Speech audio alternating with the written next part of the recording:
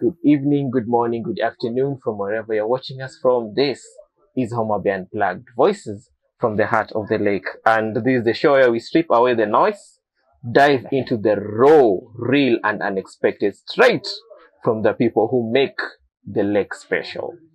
Today, we have a guest who will give us amazing insights, amazing tips on what it means to be in the tech space, how to navigate through all this. And the best thing about it is we're bringing innovators, we're bringing tech creatives, we're bringing people who are just over and above and doing things beyond the lake. And as you know, with these premiere episodes, we are straight from the heart of Kampala, the pearl of Africa, where it all happens.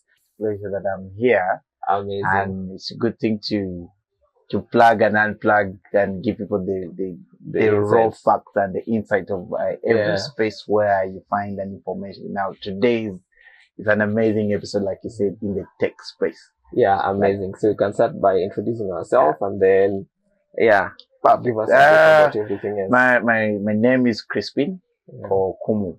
Yeah. But to get me very fast, most people love to call me Uncle Chris.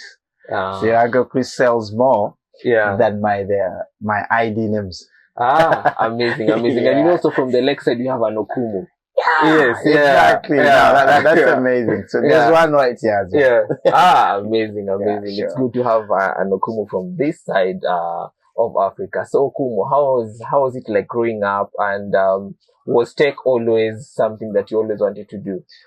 Right from the time of growing up, tech was not the thing, particularly. I've been in a space of, more of into the figures in terms of accountings and all that. That has also been my dream here and there, which I did for some time, but I got at a particular point and it was boring. Yeah. I felt that I need to go to a space where I am innovating new things, I am interacting. So I found that space in the tech.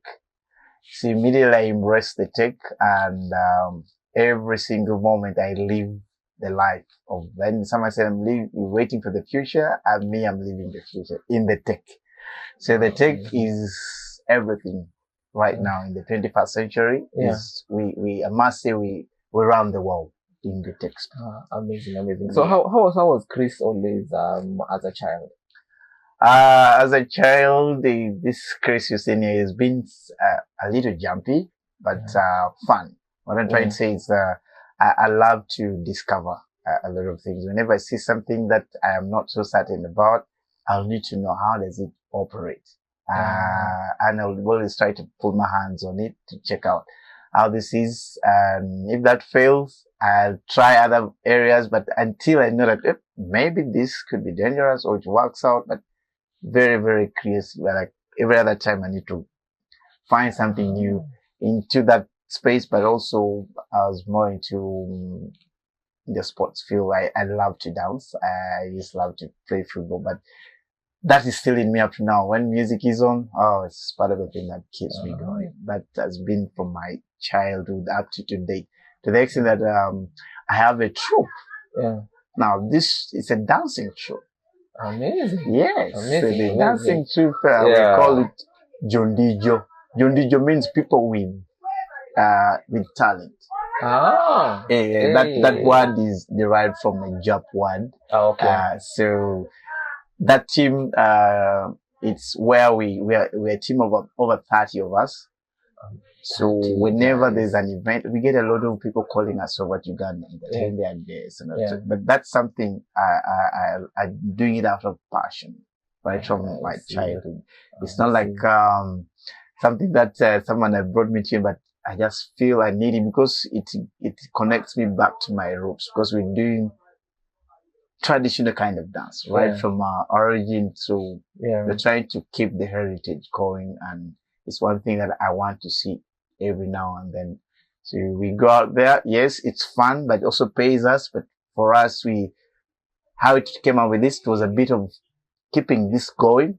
But we look at it and now it is business. Because whenever someone calls you out, the least amount of money we could ask for is about 500,000. Yeah. And that maybe we are only maybe 6 of us. Yeah. So the more number you want to come to your function, the better. Yes. So were you also always one of those curious kids who used to operate on labs, in the labs you used to operate on the rats and all that, or you're one of those kids who used to strip away our parents' TV sets and radios and lights and things? Crazy. I think I was one guy I think I received most of the cane for those kind of things. I would always want to discover the first time I looked at the radio, like, but why this guy is inside here? Yeah. So I could listen, but out of curiosity, I needed to see these guys. So when my parents were not around, I decided to get this radio and try to open it up. Yeah. So I opened it. Yeah. Unfortunately, I could not now put it back the way it was at, but I could not see anyone in there. So it was one thing that then I got to know it, actually people are not in there, but this is being operated from somewhere else. Yeah. So I picked it up from that point. Yeah.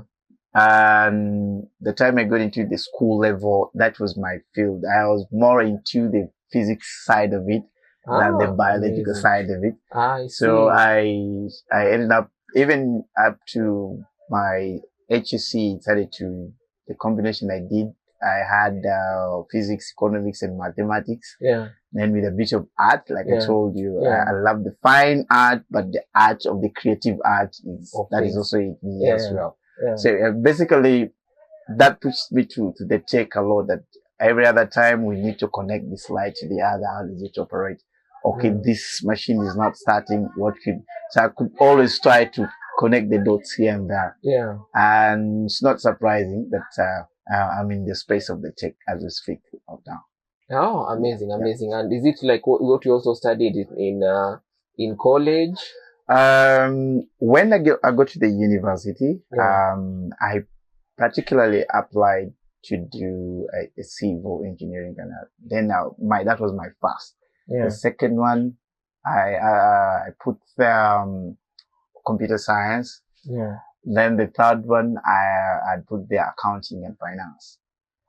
So to surprisingly, when I got there, by the time everything came out, I reached and I was given the third choice on my application, accounting and finance. Yeah. I'm like, why? Yeah.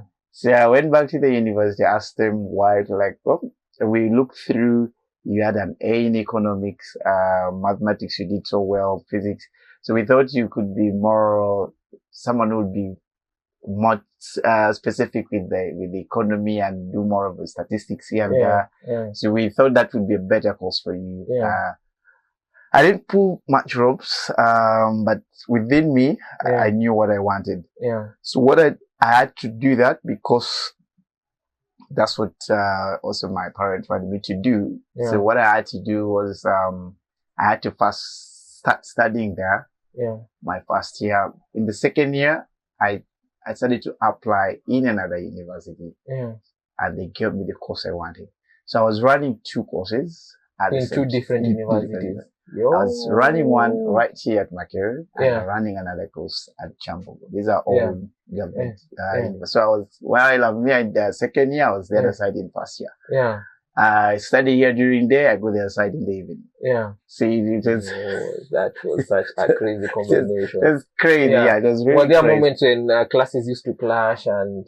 not really, because now here, I would be studying during day. Yeah. And the other side, I could study in the evening. So there was maybe...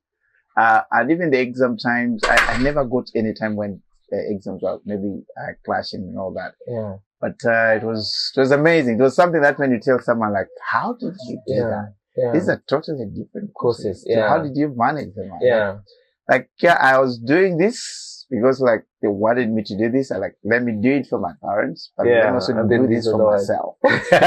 I've seen so many guys do that. I'm like, you know what? Myself. Yeah, because there's a friend who was with him at the university in Kenya. Yeah. So she did, I think her parents wanted to do economics. Yes. So she did it and she excelled in it. And then after that, she enrolled in another university. So she went home. She was like, Dad and Mom, here's a certificate, and now I'm gonna do what I love. So she's even now pursuing her PhD. Yeah, in the same field. Yeah, in a different field. She always wanted to do math. Yeah, so she's like, what? This is the field. Yeah, that's true. Yeah. That's when I did that, because Yeah. their aim is like I would get into the banking space, get Yeah. into. So it was also true that immediately I got done with my accounting and finance before even graduation. Yeah. I was into the banking sector Yeah. to start working. Yeah. So I worked in there for about 2.5 years. Yeah. And I was still not feeling it. Like, okay, at least I've done my part. I studied the course. I have worked where I didn't feel like I should be at. Yeah. But it was not my kind of thing. Yeah. I feel I'm a guy out here. I'm so passionate about the tech space, but also into the marketing field. I am so much into the media that I feel everything I can drop in there. I can run my things on the socials and off to go. Yeah, I think so. So now that I could not do it in the other space. Yes. That keeps me in. Yeah, it keeps you grounded. Yes. Like I am in from Monday to Saturday. You are entering at 6. The earliest you get home is like 9 p.m. Yeah. So you practically have got no time for yourself. Yeah. And I felt like I could do so much with myself when I am doing my freestyle out here. So I decided to like, you know what? Let me keep this accounting details and whatever it is. Yeah. At least I've tapped on it. I know what it is. So let me get the other side. Yeah. So I am into this area and I feel you're in a space so where you every single day, what you do directly impacts with someone there. Someone runs in like, my piece is this, and then how do we get to this? Yeah. Whenever you see someone moving out smiling, I get the joy. Basically, something has been done. So how was the switch? You were into the banking sector and now you got back to IT. And then during campus, were you always one of those guys who used to fix people's computers and all that? How was it? Actually, campus, that besides fixing the computers, we're doing more of consultants. Before someone buys a computer, like when I need to buy, what do I look into? What specific is that? Because there's buying a computer, but what are you buying it for? Because not every laptop performs the same. It depends on what you're using it for. So that was the other area that I studied from that point. Actually, that was like the bridge of everything. From that point, actually, when someone asks you, you give them information. Sometimes they even now go ahead like, could you help us get this particular machine out there? So you have the task now, go get it out, know the price. So then you could buy for them, or you tell them this is the price of it. So that became now more of the work could do. Like, okay, I get you this piece at this particular price. Like, I can actually now run a business.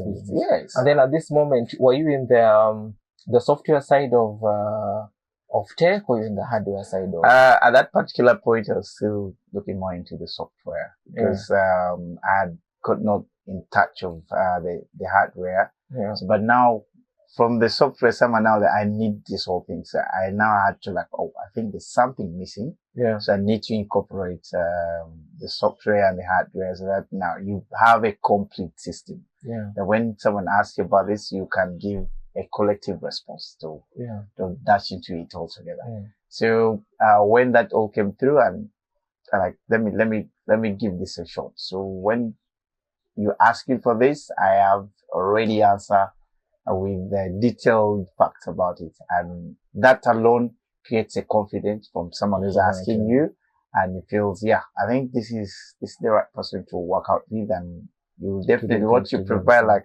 we don't have to ask very many questions. We believe what you've given us is the best. Yeah, for sure. And then at that moment, were there any influences, like the people that you looked up to in the tech space? Were there like conferences, or there like workshops or places to just help you build your art and go through? Yeah, there are quite many. Like, by the time I am, let me say, relating to particularly where I am in right now. Yeah. It's a big space, and let me say, my CEO was running this now. Yeah. How we met was crazy. Yeah. This was in a wedding WhatsApp group. Yeah. So no, my work there was simply to rally support, get guys to contribute money here and there.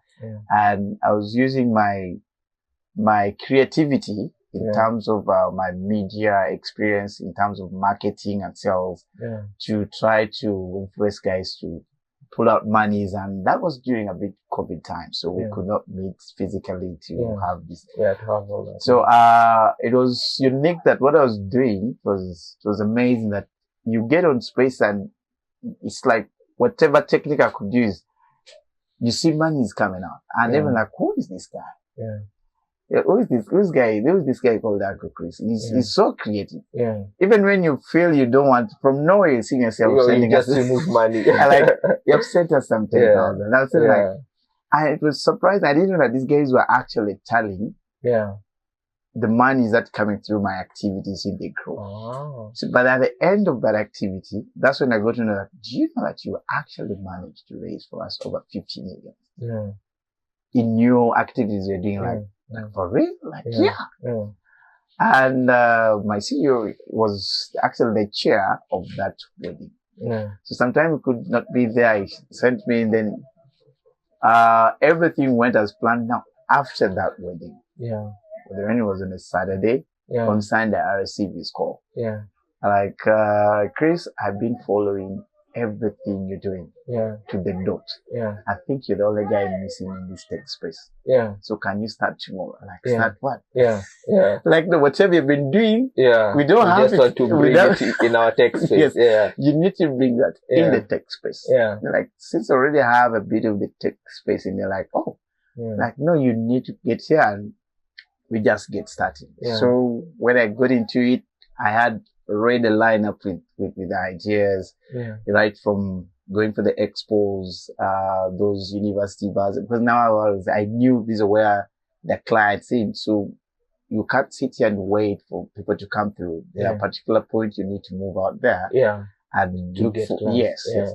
So we had to get into different spaces, like those exhibitions that normally comes Yeah. within here, that like Yeah. find like PPDA, these guys of Homa. They organize huge exhibition that brings entire East Africa together. Yes. Yes. Yes. So in such a space, we dash in that with all our gadgets to just go and teach guys what it is. And also, now in that space, you meet multitude of people. Yeah. And now you introduce them to where you are, what you do. So that created a lot of awareness of what we do. We now went to Medium in terms of how to create a website for the space. Yeah. Someone can be anywhere and purchase what they want from our website. You go to our socials, whether it's Facebook, whether X, you get to TikTok. Everything is now up to you. Just get there and you say someone saying, I think I've seen this and I'm interested. How can I have it? Yeah. Now we incorporated it all with the services that we give. Because when you're into the tech space, Yeah. what you give your client, it's key. For sure. It's Yeah. key. Because that will either break you or will make you. Yeah. And then when you do that, like they ask you, what after sales service do you get from your tech space? Yeah. Yeah. So normally what you do, like if we sell you a particular machine, like let's give you a warrant. Yeah.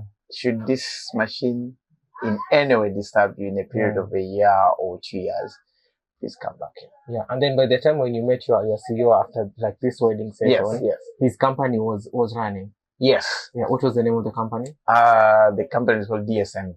Okay. DSN. Yes. Oh, DSN. Yes. So when that came through, we what we learned now, we had to see how do we expand this. So Yeah. from that time, we've moved now. The branches are quite many. There are quite a bit of Yes, branches. yes. So, So how many so far do you have? We have 2 now. Yeah. Because we had to merge one so that we can have bigger space. Yeah. And then that has given us a huge mileage. Because there's one that's they're both in Kampala Road, Yeah. but one is like 3 shops in one. Okay. Yeah, so it's huge Wow. huge space. That when you get in there, Amazing. most clients that come through normally they ask the experience they get, like this kind of experience. They actually we get it. Sometimes we get it in Dubai. We didn't know we could find this kind of experience also in Uganda. Yeah. So the kind of setup Yeah. and the ambience you give and the kind of the machine that you have in, Yeah. it should be something that a client looks through and simply walks in. How many branches do you have? And then are you also spread across in other countries or? No, in the other countries, we simply do deliveries. Okay. Today I sent like 3 machines to Tanzania. Oh, okay. Others I get to Rwanda, because now guys order in and we simply drop it to your doorstep. Yes. Okay. And up to that, because we know we have our own arrangement. Like if you buy anything beyond 500,000, $1 million shilling, yeah, we don't have to ask you for transport. Yeah. Let that be on us. Okay. So that we deliver. You just tell us where you are. So that actually gives you a competitive edge. Yes. Because like when I buy from these guys, they'll bring it to my place. Yeah. So they feel comfortable.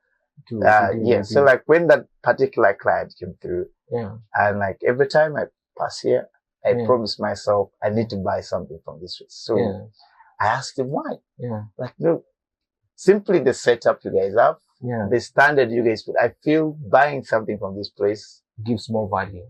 More value, but I also feel I can go around and tell guys I buy my things from there. Because it looks so authentic, and so that's the other thing that in the tech space, and you have, it gives you a competitive. Yes, you have to stand out. Okay. Because I wouldn't wish to go in corridors to buy a machine worth 7 million. Yeah. I don't feel comfortable. Yeah. So there's a place where I'll walk in and I'm comfortable putting in 7, 8 million shilling to buy a machine. Yes. Yeah. But there's an area that like, no, even when the machine looks worth, I don't feel comfortable to just have my money in there. Yeah. And then in Kampala, there are how many branches, and also across Uganda? Within Kampala, we have 3 branches. Okay. Yes. Okay. Now across, there's intention that now we want to go to different cities. So we do the scouting so that we can have a branch in Barara, get a branch in Bali. So that in every region, there's more, it's a contact center. Like if you're from the east, we can say, let's find us in Bali. Yeah. If you're from the west, like let's be in Barara. Yeah. If you're from the north, let's be in Bale City, and then in Gulu, you can find it in Gulu. If you're from the West Nile, like let's be in Arua. Yeah. So we have like in all region, there's a contact space where someone can easily walk in, and there's an office or where you have our gadgets as well. So that is something that we have laid out, and I'm sure by the year end or not, we could finally implement it, because we have a very huge goal for this kind of thing. Being in the tech space, we have also given ourselves a timeline. We want with time, actually people to start not only to look for HP, Dell, and we want to actually innovate our own machines. Okay. Also to like assemble your own. Yes. So that when you're coming in, like, can I have DSN laptop? Not HP, not Dell, not Lenovo. So that is the long-term goal, which we can say we're about 70% getting to that space. Amazing. Yeah, so you want to build, like, you also have like own manufacturing and assembly and yes, exactly. So at the end of it all, we have something that is known to us by our names. Amazing. So, and also something that's diverse, even in terms of, let's say, like the environment, because they also tend to see, like, even in cars, like when import cars from overseas or from other countries, it's used like its environment is like for a particular country, or even it's from the West. And then when you bring it to the like African roads and everything, it doesn't work. Even like for some laptops, you find maybe it's from a colder region, the Antarctic. True. And then when you bring to now maybe the hot sun of Africa, it's unable to operate. It's actually that is our driving forces, because we've noticed a number of that gets in here, and it's completely, and it keeps moving back and forth. You get a machine, then you look at the keyboard, is aquatic, and the client tells you, no, I need mine specifically English. Now you have the task to have to either get an English keyboard or change that. Now that gets into your cost. So because now you're not a client, I'm going to put another keyboard, so you have to increase. Like, no. So now in that kind of space is where we thought of that. Can we have something Ugandan Africa? But like we're looking at Africa, that this could be the first thing ever for us to go out with. Like we have a past ever computer. Ugandan made, assembled from here. Amazing. And then you now go into the shop and you're asking for something, you know, this is from here. Yeah. And we have tested it from here, and the user friendliness is amazing. You would settle in and like, yeah, I think these guys are here. I'm walking. Yeah. And like this is I don't know where it's from. It's from China. Yeah. Now, whenever anything, I'll have to look back to China. How long will that be? And then I think even an idea what I'm thinking about, in as much as we are having like also this conversation, and even in the tech space, to even build and assemble computers that are in the local dialect. Because you go to like the Middle East, they have their own. You go to the Arabia, you go to French. Like you have the entire interface. True. So imagine you have like a laptop that's made and assembled in Uganda and also maybe for Africa. Yes. And then you are able to even operate it in your local language. Now that's amazing. Of course, that's kind of the idea is one. So that someone feel comfortable. Yeah. Because someone will give you the machine because I am not so well conversant with the other language. You'll even fear to use this. Yeah. So now, like, no, this one is actually, you can operate it in your local language. Yes. That becomes easier. Because we've noticed that a client comes in here and like, I want you to install my machine. Yeah. But can I have it in French? Yeah. And now you must have that software and all that. Now, that will also happen. A client comes in like, I need mine. Can I have mine in Swahili? Yes. Yeah. Yes. Yeah. So like, can mine be in Uganda? Yeah. So that's the space that we need to, can we address that? And the answer is yes, because it is something doable. Just because we have not given it a thought to say that, this, if the other ones are happening, why are we not doing it? Because it's simply, these are software. Yeah. How's the tech space, in Africa looking like? Starting from maybe like Uganda and then just your environment and then looking into the future. Yeah. What I can say is, it is a space where, the population are not embraced a lot. Yeah. There's a lot of, opportunity in it. There's a lot of space. There's a lot of, things which have not been addressed into the tech space. Yeah. Because if you look into it and ask yourself, how many people can operate a machine of this kind? Yeah. Out of a population of about 49 million, you may get not even 10 or less. Yeah. So that is, it's a bit of a challenge, considering that the current movement in everything, it's running within the tech. So entirely in Africa is where we still, I feel, if it's something that we can embrace, we would be quite far. We would be quite far because there's nothing that you would operate and you fail to pull it over if you know what exactly you're doing. And like I said, I'll be here. Yeah. And I sell this from here. I could be home. Yeah. And I've solved it. Now that's through my tech space. Now there are a lot of, you can develop your own app. You can develop, and when you develop an app, make sure people get to know it and they can get everything. Now that alone, it saves you from a lot of things. And also your clients. I don't want to come to town, but how do I access your things? Yeah. So I get to your space, order my things, and off to my space. That's why I think there are a lot of now apps coming through. You've seen of Jumia, that now when you get to the cars, you'll find Uber, for us, it's a border here in Uganda. Now, those guys simply have the apps. They don't own anything in that space.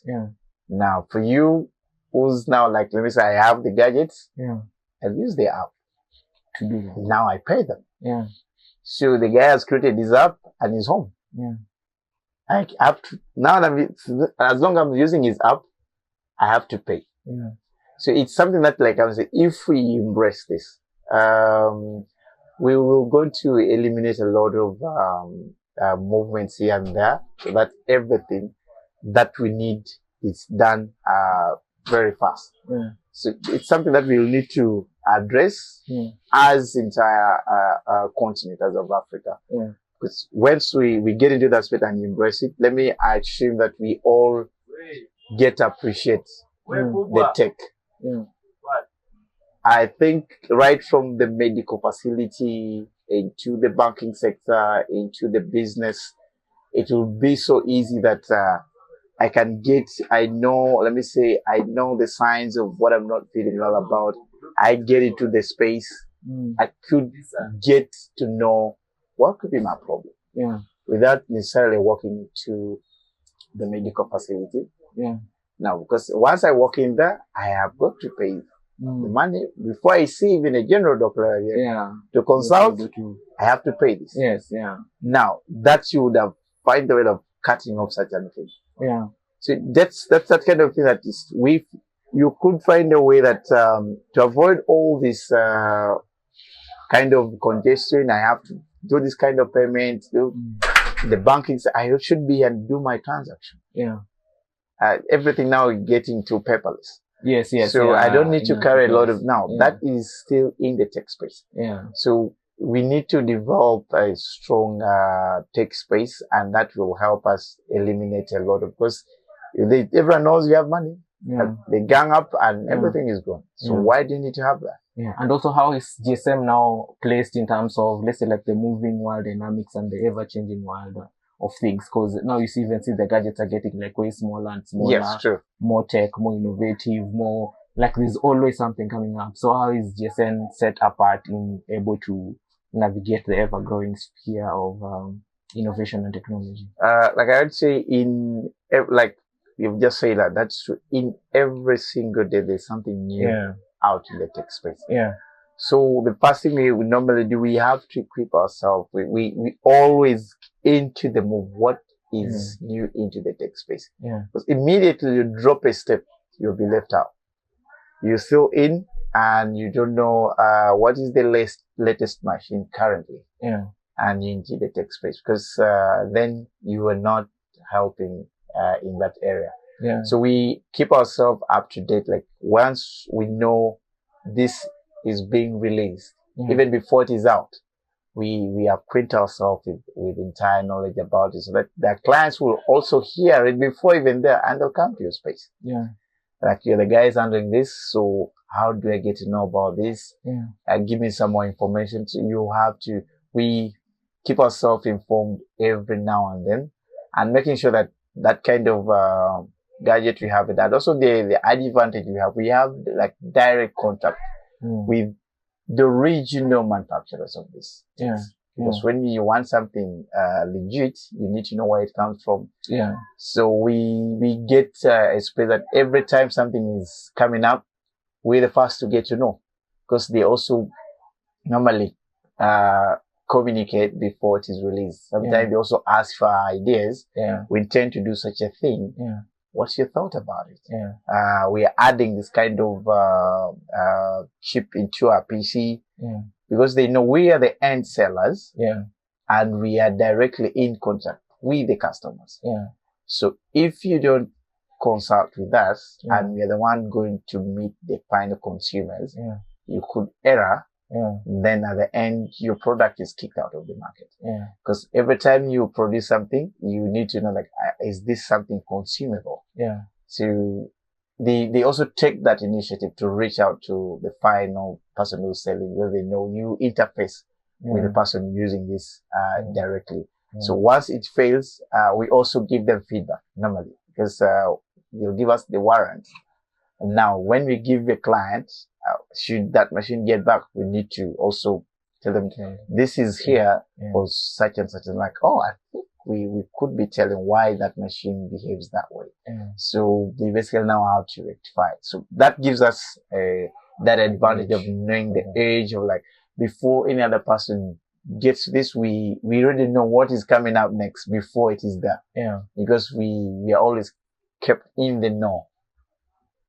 For sure. Yes. And also now, apart from being in the tech space, you're also into like talent management, and also there's the one also like for the truth that you're also managing and all that. So how are you able to navigate through all these phases, and how does it cut across, like, between tech, management, this entertainment? How are you able to manage all that? It's amazing. It's all collective kind of work, but like I said, is something that if you're driven by passion, I Yeah. think you can basically multitask a lot. Yeah.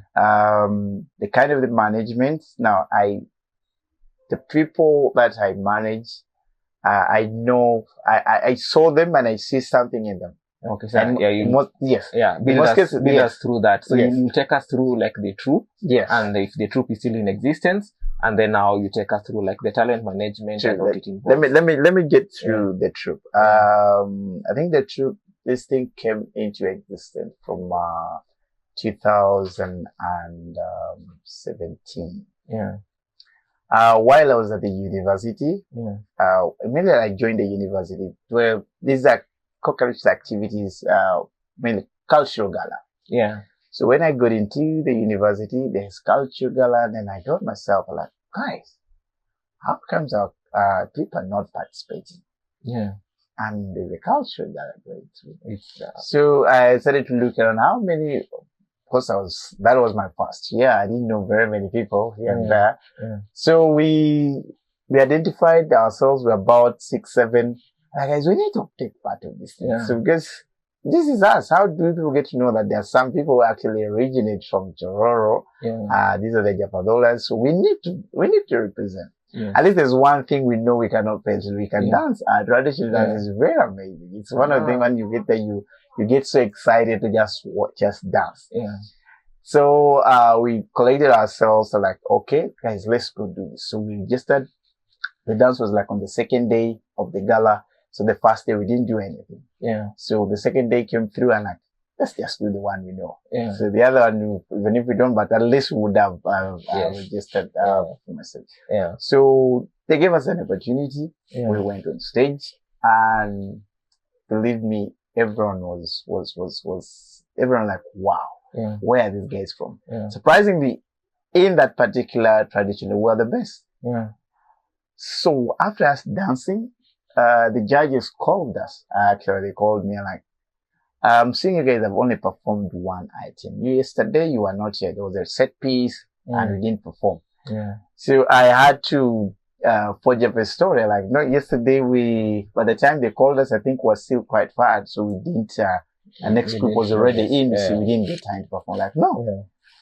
Out of the way you guys have performed, I think you can go up some 1 hour, reorganize. You guys come and do something. Yeah, something that you left yesterday. Yeah. So, from that point, everyone fell in love with our traditional dance. Like, even now, at the end of the year, when there was a graduation, they wanted people to come and entertain. So that time, I think it was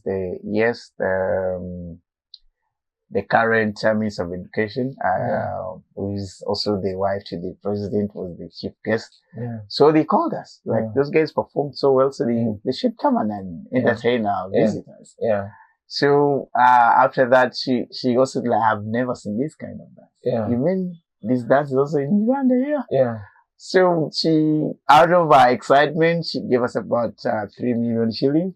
Amazing. Amazing. So really amazing. At that point, like, guys, I think we can actually make this something good for us. So the team that was there, we decided to team up and like, let's create a troupe. Yeah. So that we can now start doing performances. And now people could see, people who saw our videos and upload their few on media, and they started looking out for us. Yeah. Like this, I think this is the most organized and legit group that you can work with. Yeah. So we formed up that team, and every other event they look for us. Like we also put a standard. If we're within Kampala, the least amount we could charge is 500,000. Yeah. Anything out of Kampala, you either give us $1 million or plus. Yeah. Or we tell you need to transport the team. Yeah. To and fro, and this is the money. Yeah. And that was a standard that if you can't afford that, we will say, unfortunately, we are not coming to you. Yeah. But based on how we're doing our things, there is no way they could say no. At this moment, were you in a management space whereby maybe like you record, you recruit them, you do all that? Like, were you the one running this, or it was somebody else who was doing all that? I was basically the one running this altogether. And that's where I started to realize that I could actually do a bit of the management of this kind of things. Yeah. Because now, being that we started from the university, I made university space to be like my recruiting center. Yeah. So even when I was done with the university, whenever there are cultural galas, I still get back to the university. Oh, you still do? Yes. Ah, so, amazing. Yes. Yeah. So that happens even up to now. Yeah. I still get time and get back there.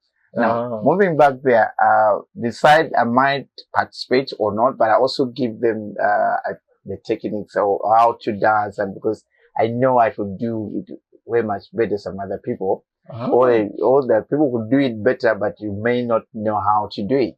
So I could basically give you the techniques, like, yeah, you're a very good person to do this, but if you could blend it this way, if you could add a bit of creativity into it, you nail it. So whenever I get back there, I basically do the scouting. Like, this guy is good, that lady is good. So do you normally have like auditions, or how do you get to? No, the kind of, it might not be like an audition, but whenever there's a culture, which happens in every university, every single year here in Uganda. Yeah. So I take time to get in there. So during from the time of their training until the day they're going to perform. Yeah. So by the time the gala is ending, I would have identified 3-4 people that I mean, these guys are good. Yeah. And I can now, like, no guys, I think what you're doing is amazing, but there's also the side of it. Things that besides just doing you're here for a competition. Yeah. But this can now also get you some coins into your pocket. Yeah. You're a student, yes, but whatever till, like, in a day we move out there and you're coming back home with 100,000. Yeah. Then that's a good deal for you. Yeah. And like 100,000, like, yeah. For me, because like we're going, yes, we're going to do the entertainment, but you're doing what you love doing, and they're paying you for that. Yeah. So definitely feel like I need to be part of this. So definitely and the performances usually run for how long? Performance, it depends on the event, because they can tell you guys will come on stage maybe 3 times or 4 times. Okay. The people will tell you, I want my function to be strictly your performance. I don't need any other entertainers to come through. Okay. Now that also gives us the bargaining space. So we'll tell you we're coming, but you're going to perform twice.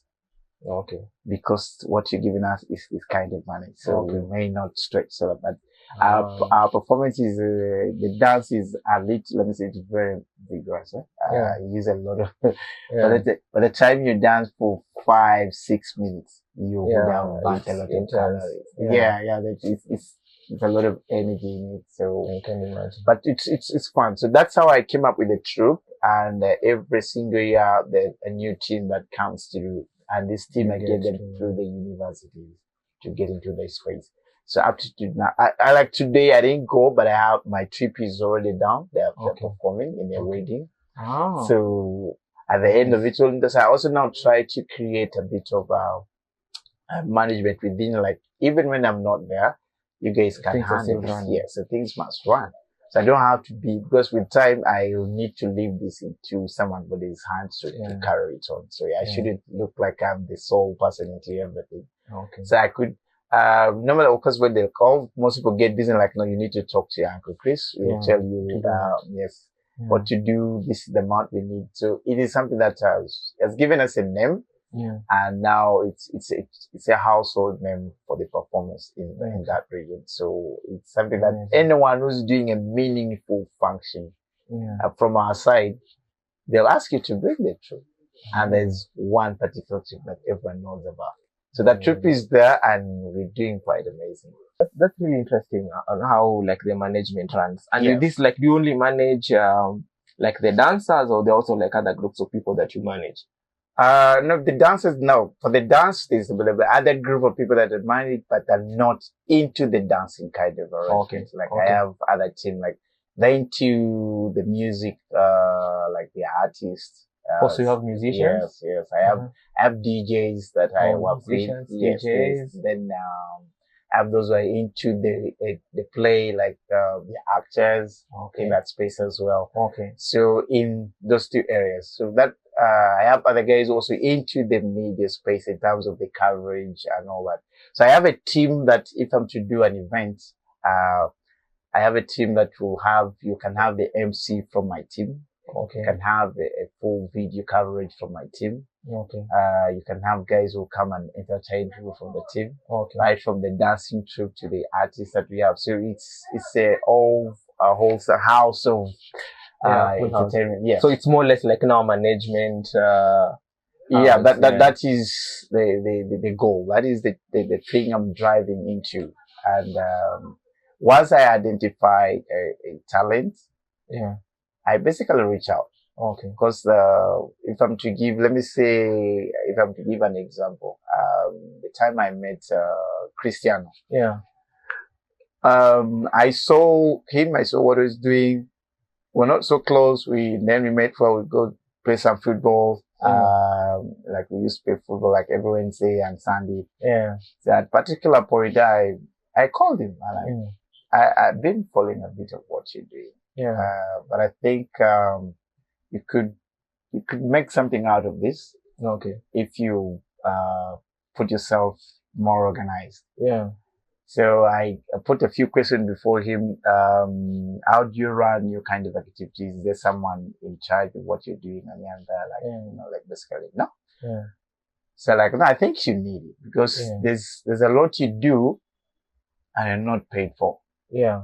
There's a lot that people call you to do and you are readily available for them and they give you what they feel they're comfortable giving you. Yes, yeah. And you didn't question where, what, and at the end of it all, this is basically, so like, okay, beside, or is there something else you do beside, the acting and all this other stuff you're doing? Like, no, that is like my mainstream thing. Like, no, if that is the mainstream, then make it mainstream. Yeah. You need to concentrate into that. So like, you need to get into that space and let someone take charge or someone make sure that we get the management, or if, or else, people still continue the same. Yeah. And the management is also not like on demand, but also helps you to look for these other businesses because that is what. Yeah. So when I told him that, like, I think I've been in very many, but no one has ever shared with me. Thing. So I feel I'm more comfortable maybe if I work with you. Yes. Like, if that's what you say. So I was simply selling an idea because based on what I saw, I think this was something you need. Yeah. So like, I wouldn't wish to even think of another person. Yeah. I think now that you saw this in me and some other people are not, I think you are the right person. I'd love to work with. And they're like, okay, that's cool. Let's work some things together. So I was now in task to that, how do I keep this guy busy? Yeah. And not just busy, but that being busy should bring in some money. And we, in most cases, we put in proposals here and there. If the adverts are here, we go and do the auditions, and most of them we get them.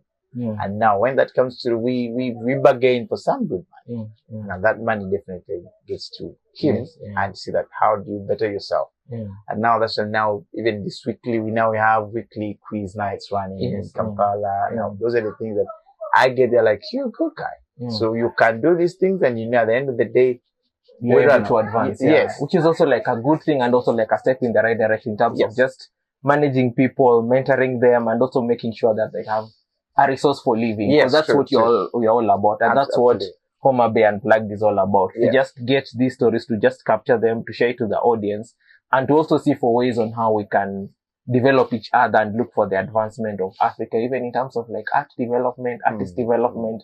Because the biggest lack that we have is like we have a lot of talent and a lot of potential, but there's no leverage. True. Yeah, like even back in Kenya, like when you talk about the youth, or let's say like for lack of a better word, kazi kwa vijana, we'll be like the politicians will get the bigger chunk of works. True. And then now when you're a bit bored, let's get this guy to entertain us, and then we'll just give them our pocket change. Or if I'm to give them actual work, I won't even engage them, let's say, like in the tech space. No. If I need the tech space, I'll hire maybe someone from Dubai or overseas. Absolutely. And then these guys, I'll not even put them as engineers even when I'm putting up a building. I'll just put them as sweepers or just people who just get things go by. But this is such an innovative way, maybe when you're just looking into art and looking for ways on how to monetize this and make a living out of it. Because I've seen like entertainers who are they've lived off entertainment all their lives. True. They have nothing that they can call back to. True. Yeah, like it's just I'll just act. If they give me money, if they give me drinks or food, I'm okay. But you don't have like that potential of looking into it. And true. also the best thing is also to look at it in terms of just segmenting it. Because most of us, you're like, me, I'm an artist. I'm just thinking about art. But now if you have a manager who looks at the 360 of it, in terms of everything, then you're all able to reach like the maximum potential. And it's just a good thing that you're also able to do that and build that even for artists and even for people in Kampala. So that's because I told him, besides it, there are things you can be doing daily or weekly when you're not on set. Yeah. Now that's one of them. We are yet to confirm other spaces. We can have about 3 quiz nights in a week. Yeah. And then beside that, I host a night from within Kampala here, but from people from Tororo. I host that 4 times a year.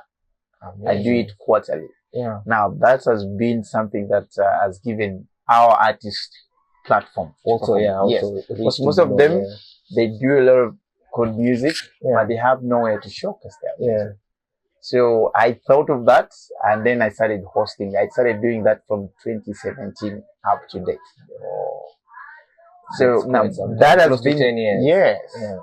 So I have very many artists who have come up to say it is through these nights they've got sponsorship. They've got guys who are now also managing them. They've got a number of their music being recorded.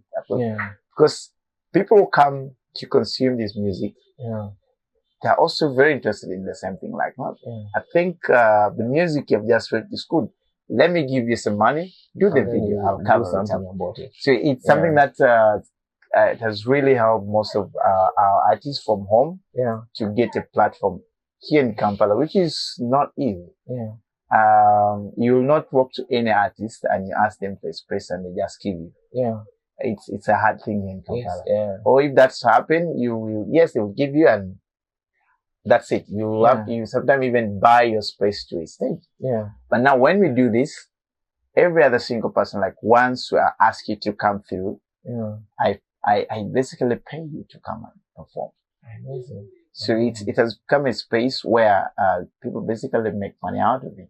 So beside the artists, I have a big number of people that I work with. Right from those who are going to do the security part, those who are going to do the ticketing, those who are going to do the service, guys who work on my the posters.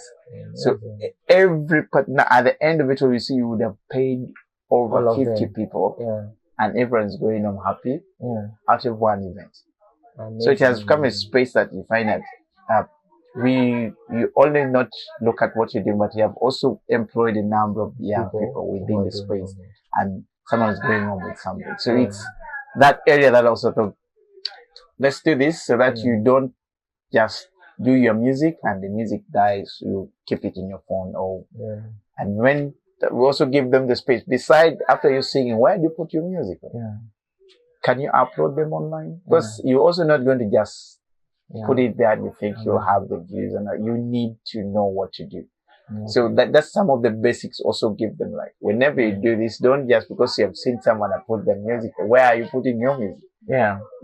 How many people are accessing the app you should be able to monitor. How many people have actually downloaded my music?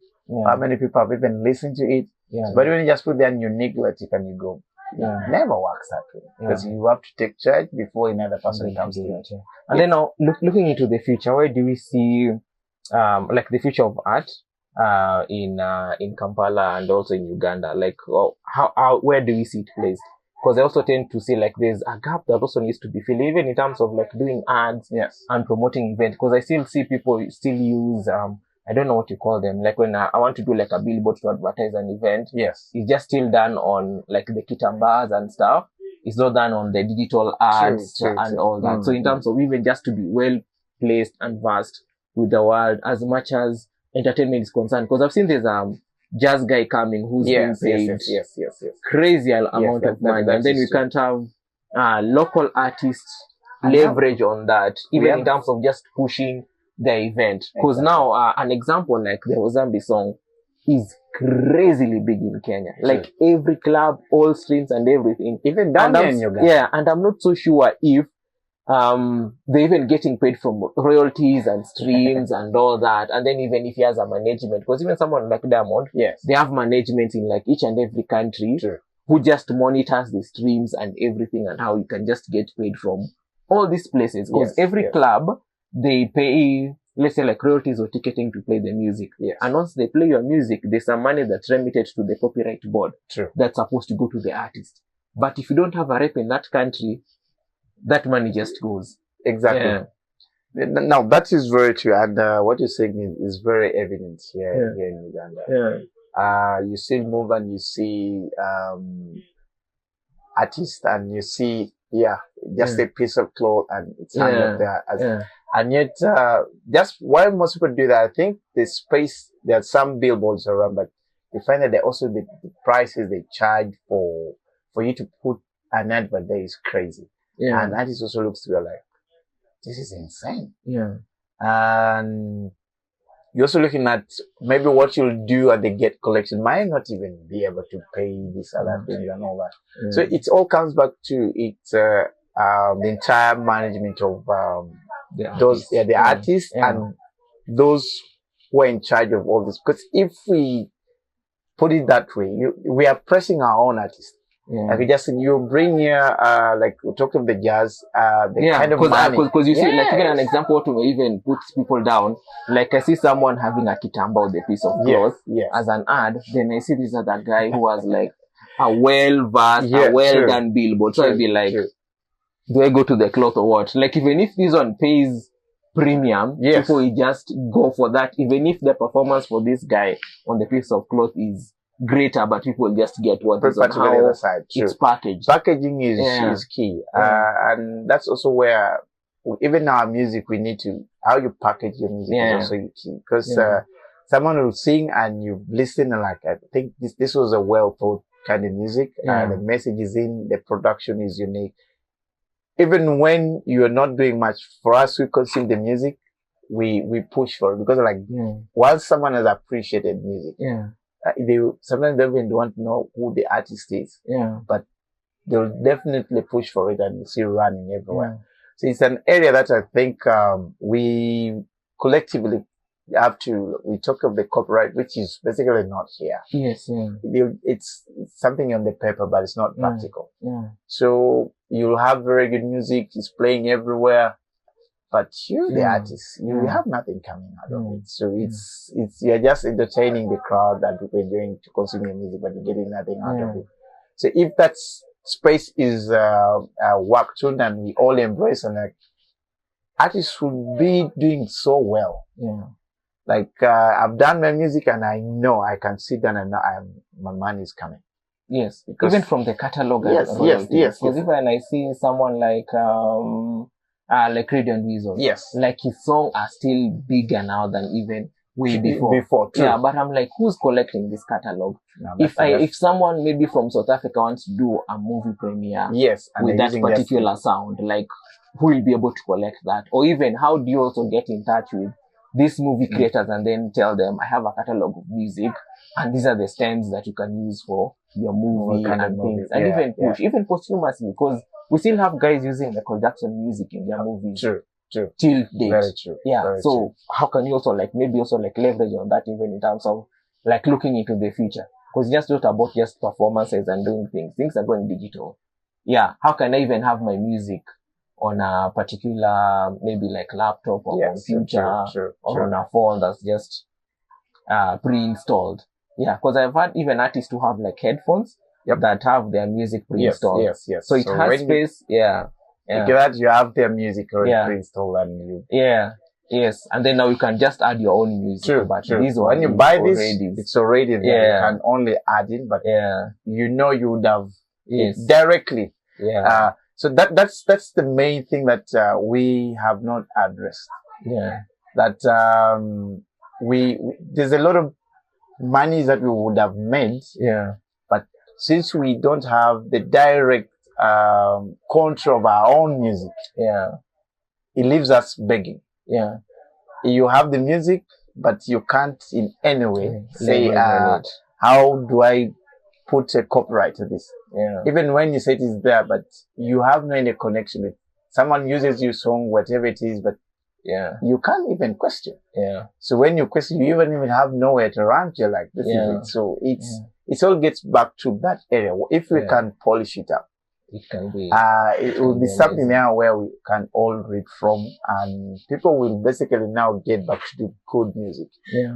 Just imagine, like, let me say, every time a radio station plays my song, I know I'm earning something out of it. Yeah. So that alone pushes me to do very good music. Yes. So that I can get the airplays. Yeah. And I earn from it. Yeah. But here, play anything. If you play whatever music the guy, and actually some people be happy that they played my song. Yeah. That's the happiness they get. Like, you can't imagine Capital Radio has played my song. That's the biggest radio station in Uganda. Has played my song. So that is the happiness the person gets. What do you get out of it? Yeah. You spend a lot of money in the studio to produce that. Yeah. So I think that's the area that if we address that in Africa, it will give us, the artists basically reap big from out of it. Yes. In all aspects, right from those in the arts, the other side of either acting or performing arts or the music, to still come to play. Yes. Because let me say, we do, like we say, the dancing tutorials. We'll perform and guys come and record your videos and they upload them in their space. Yeah. Even TikTok but it's like theirs, but actually it's not. Yeah. So at the end, they get credited for your content. Yes. They didn't get any permission from you. Yeah. Yeah. But they're the one running it. Yeah. I saw one of the artists here, APAS. Yeah. He had a concert here at Serena. Yeah. Sheraton. Yeah. So before he could even get done with everything, his videos were already running on YouTube. Yeah. So he came out like, if you know you recorded my show, and you have uploaded it on YouTube without my consent, check it. Yeah. Because I'm going to hunt you. You can't use my content. Yeah. I have not given you permission because you guys are using our things to make money. Yeah. So I think it was right. Yeah. Because now, if we get into that space, let's own our things. Yeah. I've known comedians. Yeah, and also even the best thing can also be like when you go to those events and then maybe record. Yes. Be the first to post. Absolutely. Yeah. So that even by the time they are posting, they're getting even tweets and news from you guys. True, and even maybe if you have guys or group of people that guys work with, guys can collaborate. So that when you share it on Instagram, you collaborate with me. And then we both have equal leverage. And then you benefit, we also benefit. Exactly. Yeah.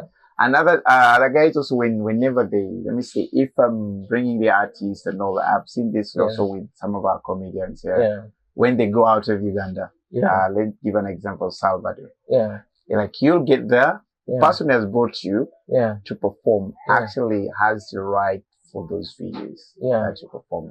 Yeah. Like even himself does not post them. Yeah. Because the other guy, so that's his content. Yeah. So he takes charge of it and never, so even if you're like, unless they're done with them, that's when he just be part of this, put in after the original. So I think we, that's the area we need to address, like, let's own this thing. If I'm own the content, let the content be yours before any other person. Because I've had of very many complaining. I've just seen someone takes my things and they're running this and they're running this and definitely that gets it. Yeah, for sure. And then also even as you wrap it up, there's always one thing I always like to ask people. Yeah. Like, how do you maintain your sanity? Because this is like a lot here. Like you're dealing with tech, or my computer is broken, or this needs to be done, or we went to perform, we've not been paid, or there's these other artists, the guys who they call you and then they bail out, or after performances, you start running up and down and all this. Like, how are you able to maintain, like your sanity, in cutting across this? And then also, how do you navigate through your down moments? Cause maybe you are, and then never you answer that. Yes. Have there been moments when you're like, you know what? I'd rather just go back to banking, you guy. Like, this is too much. So how are you well able to leverage on? How I juggle all these things together. I so much believe that I try to empower people I work with. Yeah. So that even when I'm not in a particular space, I expect things to run the way they're supposed to run. Yeah. So, in every category of the things I manage, I have, I assign responsibilities. Yeah. Like at the end, I have someone to ask, how did this go? Did this perform well? And this, so it makes my work a little easier that I don't have to go everywhere physically. Yes. So I'll have work like, you know what? I need to come up with this proposal. Like, Cristiano, draft this, send it to me in the next 2 hours. I'll need to read through, then do the correction, and I'll tell you to do what next with this. Like the next thing I am calling Gambit, like, yes, that these guys, I think that the artists, please let them come through the studio, listen to what they're trying to say. If you feel we can give them an audio, give me feedback after your assessment. They have not informed them I'm going to give them, but I want your assessment. And I think I've seen someone perform so well, like this music should go a little bit beyond just the listening. I have quite a number of friends into the radio station and TV station. I normally call them, I'm like, I have an artist. Clear me host them. And so that they could get the airspace to, and that has always happened to quite a number of the artists that are around my space and all that. So it also, that's how I normally try to, and now in that space, I have different people. I simply like, this is it, please help me handle this. Give me feedback. But sometimes it gets tough. It gets tough because, let me say the nights I host, sometimes we reach the point of like, maybe I should just leave this thing. Because most people think that you're making money out of this. Like crazy money. Like, and yet at times you don't even make a single thing. But the fact that I want to keep this going, this is something like I am keeping, the heritage of what we live in. Even when I've said like, I think I've dropped this thing, and I particularly like, but who's going to do it?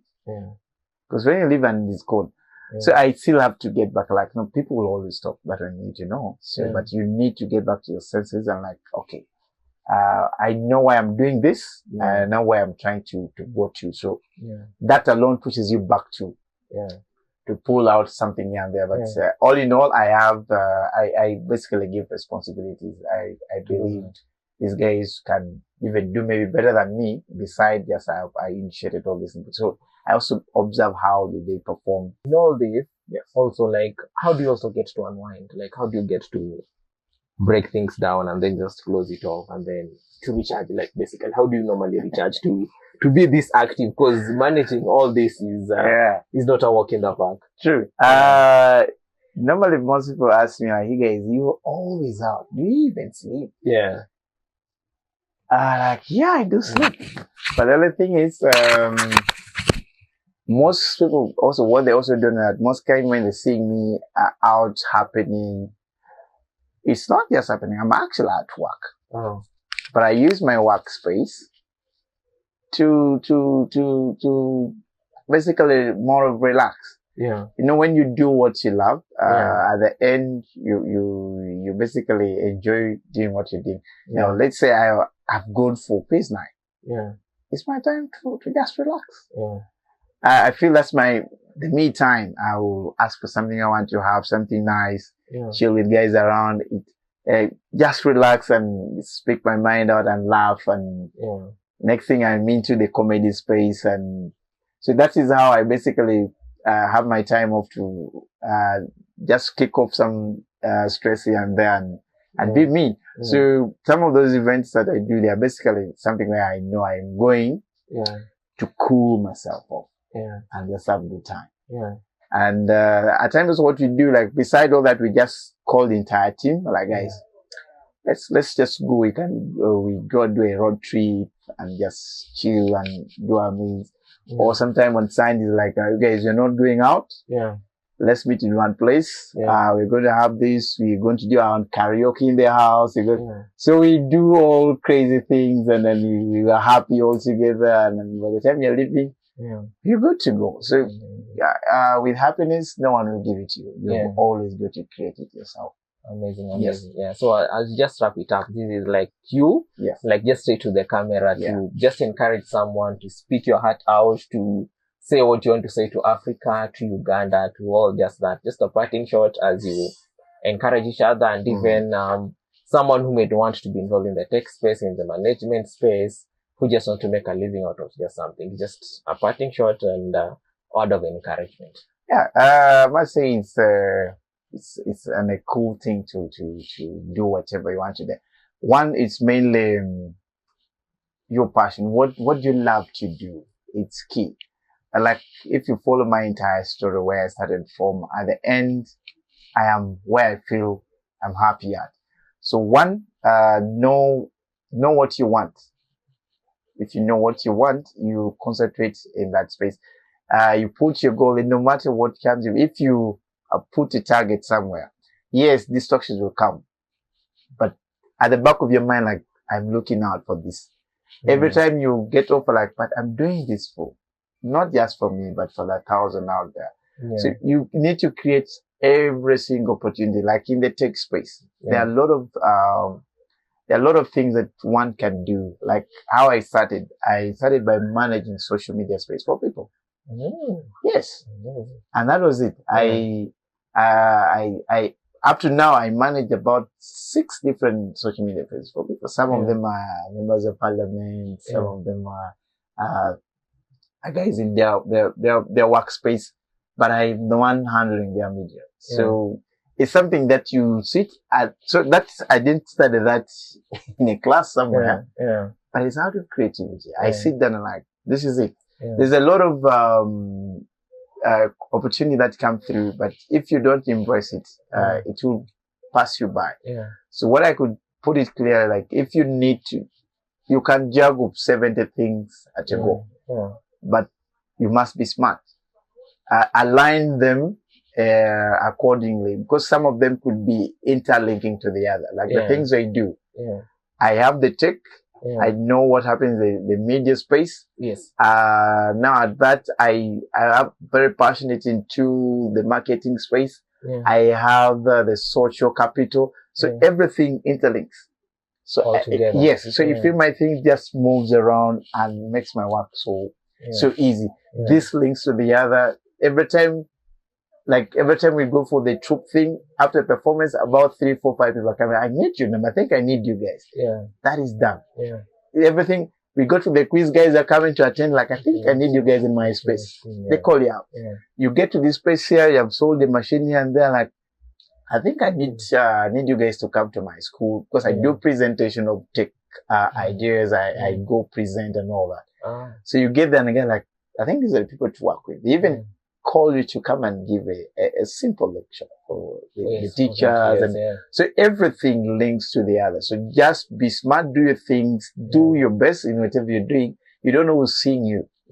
It is from that point that you're picked. Like I've just told you, everything I've been doing, more or less I'm handpicked. I have seen you doing this. Can you get to my space? I've seen you guys do this. Can I have you here? So when you do things rightfully and the way you're supposed to do, believe me, like it all just flows. Yes, it flows. Interlinks, and guys will look out for you. And when they look out for you, there you have the voice to tell them whatever you want to do. Than when you're looking for them. So when you look for them, they're like, okay, this is it, but this is what we are giving you. But when you have come to me, these are our terms. So we either work it that way or we see how to. So you have more bargaining power when they look for you, normally. Sure. That's amazing. And how and what a perfect way to end this particular episode of HomaBayUnplugged, Voices from the Heart of the Lake. And it's been such an honor to have Uncle Chris share with us the amazing wealth of wisdom, from talent management to being in part of a troupe, to being involved in tech, to being involved in marketing, to be involved in the banking world, and just all about money. This has been such an amazing banter. We hope to hear more of these stories, to get to interview other impactful change makers in the societies and in the world. And as you always know, it always and only happens at HomaBayUnplugged, Voices from the Heart of the Lake.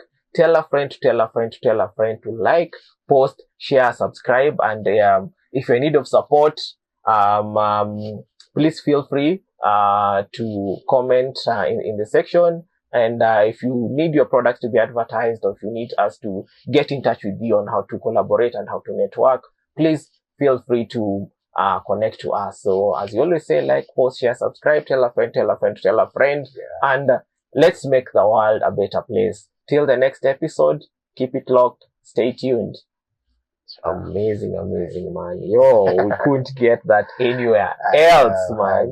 It's crazy. Yeah. This is such an encouragement, man. Yeah. Sure.